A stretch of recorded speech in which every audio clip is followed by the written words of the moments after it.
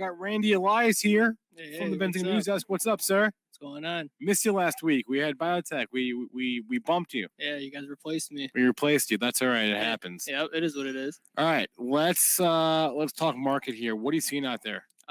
Tech stocks look like they're rebounding today, following the recent weakness with the rise in yields. Okay. You know, I'm gonna pull up my ARKK. That's my bogey. That's my bogey for tech. Cool. Yeah. I mean, it seems like the rise in yields has weighed heavily on tech stocks. Yeah. So yields are flat today, flat to down, which means tech is up. Yep. Which means good for tech. So you see the ARKK, but it's like the whole sector, right? If you go to like the QQQs, right, you see that's up. Yep. Yeah. We even did like a sector-wide whim on it. On like all the Apple, Facebook, all of them, right? Tesla, like Adobe, all of them. Yep. Coupa Software, all of them. Basically, every tech stock is up. Yeah, pretty much. All right.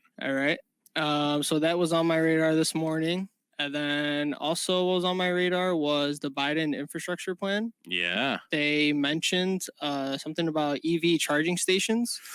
So I think I saw a report that it was estimated 300 billion of it will be needed to build out a global charging network. And that was good news for EV charging companies. So like Tesla. Okay. Tesla is up today. It is up today 4%.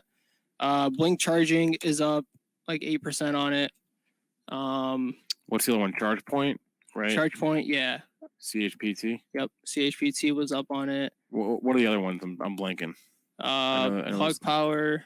Plug Power, 3%. Well, it's down from the open. Yeah. Not sure how much this has to do with NEO due to like NEO being in China, but it could have some sympathy play with it. And this isn't it's not a global one. They're talking about a U.S. This is a U.S. plan, so it would really be for U.S. stocks, right? Right. So I don't know how much this would affect NEO. Yeah, that's why I was feeling it. Maybe. All right.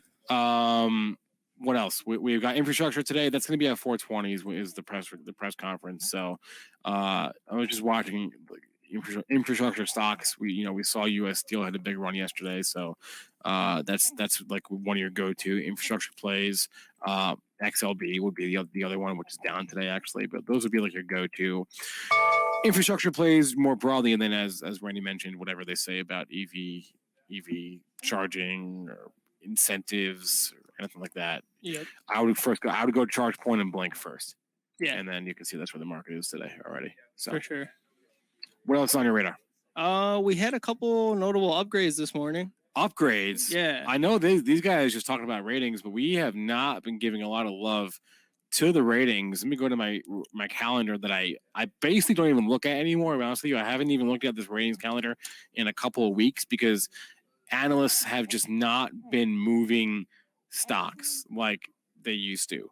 So you saw some upgrades that caught your eye. Tell us which upgrades caught your eye.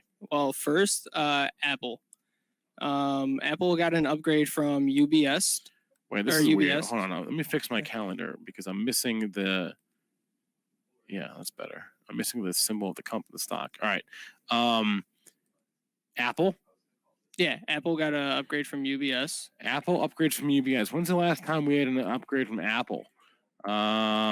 Sort by date. I'm not sure, but anytime we see an upgrade for Apple. December.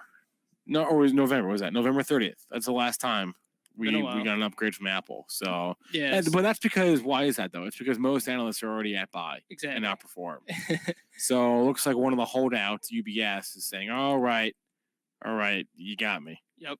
Upgrade from neutral to buy, and they also analysts at UBS raised their price target from 115 to 142.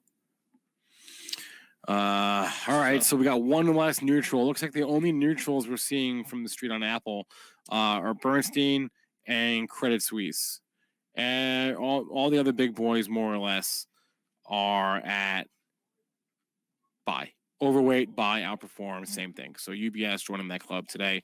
All right, what else? What other upgrades? Square. Yeah. Okay. Square got an upgrade from Keefe, Bruyere, and Woods. See it right there. Upgrade to outperform. Yep. from market perform to outperform and a $250 price target. Stock is up almost 8% today. So that's probably trading with the rest of tech, though. Yeah, it could have with both, with tech and the upgrade.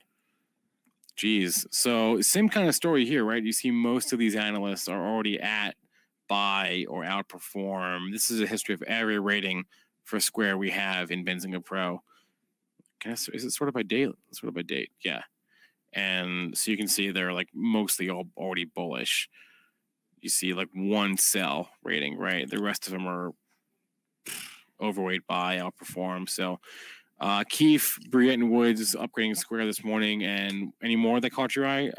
Upgrades or downgrades? No, nothing like too notable. I mean, TXT Textron got an upgrade as well. Okay. They got an upgrade from there. Barclays. The stock was up a little more pre-market or right at the open. This one's interesting because there's definitely not as much of a consensus. You can see here, like a lot less green on the screen for TXT. You see a lot more neutrals. And like these analysts, like generally speaking, a neutral is considered a lot of times equivalent to a sell, only because like analysts like skew bullish. They have a natural bullish bias, and like so like a sell rating is very notable. These analysts spend all their time like talking to executives and basically doing due diligence, doing DD on these companies and looking at their models. But a big part of that job is access, right? Access to companies. And so analysts definitely have a bias, have a bullish bias, a bullish tilt. So a neutral rating is notable because it in some ways it's sort of like if you're not at buy, if you're not at overweight, then you're bearish is basically how I interpret that. So neutral doesn't mean nothing is sort of my point. It generally, if you're not if an analyst isn't bullish, it generally means if they don't have a buy, generally means they're bearish. Even if it says neutral, it's not a great sign because they generally all have a bullish bias anyway, or a bias to the upside. Yep, that's a good point. Because it's hard to like talk to like a CEO and be like, I'm bearish your stock. Why do you guys suck? You know what I mean? Like, and that's like a lot of what their job is. If you ever listen to earnings calls, they're generally pretty positive. Analysts can ask good questions, but they're generally pretty positive because analysts are generally pretty bullish. So a neutral rating is notable. Any downgrades today while we're on the topic of ratings? There weren't any downgrades that caught my eye this morning. No. God, it's quiet out there. Yeah. Seems like it's more bullish. And look at this. Look at all these downgrades. Look, not a single downgrade to sell.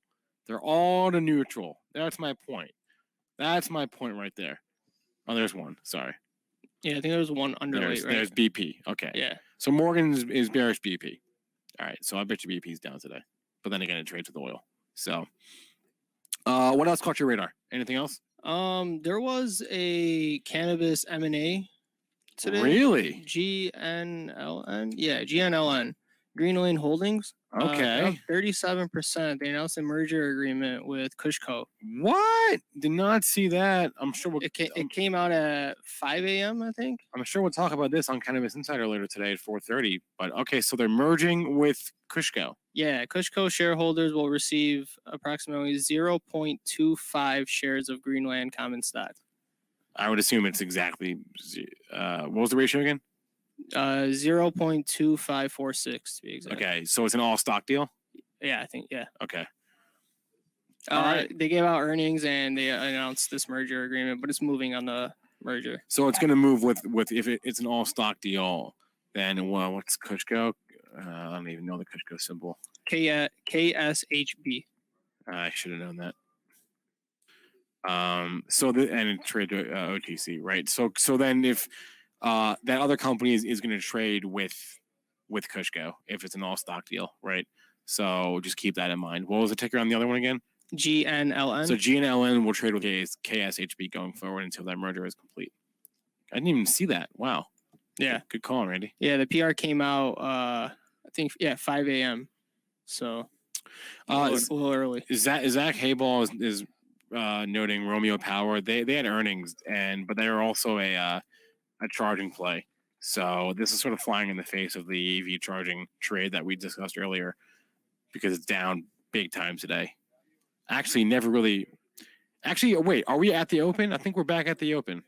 We might be back at the open in Romeo. We're still down, but at least we're back at the 930 price. You definitely want to see like stocks that gap up or gap down after hours, right? You want to like that'll take a little bit of time to shake out. But if a stock ever makes a big move overnight and continues on after the open and then comes back to that opening price, either comes back up to the price or comes back down to the price, that is always something to watch for. That's always a signal to me that the overnight trade could reverse, right? So in this case, if Romeo Power is down big overnight and it keeps going down at the open and it comes back to the opening price later on in the day, that to me is a signal that, okay, we found a floor for now. And same thing goes on the downside, right? Or on the upside.